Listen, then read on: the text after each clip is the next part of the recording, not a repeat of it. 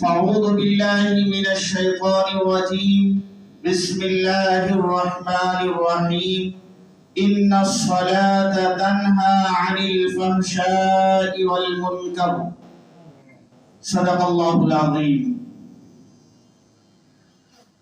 معزز سامعین کرام، میرے دینی ایمانی بھائیوں، اللہ رب العزت نے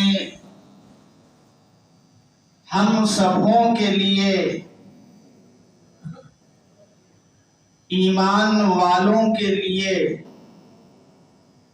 کلمہ طیبہ لا الہ الا اللہ محمد رسول اللہ پڑھ لینے کے بعد ہمارے اور آپ کے اوپر ذمہ داری عائد فرمائی ہے۔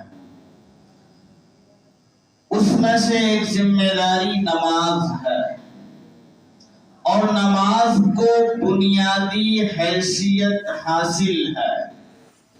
گویا کہ اسلام کی پہچان نماز ہے۔ اگر کوئی مسلمان ہے اور نماز نہیں پڑھتا ہے تو گویا کہ مسلمان ہونے کا اس کے اندر کوئی پہچان باقی نہیں ہے۔ اس لیے کہ لِكُلِّ شَيْءٍ عَلَمٌ وَعَلَمُ الْإِيمَانِ الصَّلَاةُ، کہ ہر چیز کی کوئی نہ کوئی نشانی ہوتی ہے جس سے وہ پہچانا جاتا ہے، جس سے وہ الگ ہو جاتا ہے۔ حاجی لوگ حج کرنے کے لیے جاتے ہیں اور وہاں پہچان کے لیے کہ کون کس ملک کا ہے ایک جھنڈا ہوا کرتا ہے۔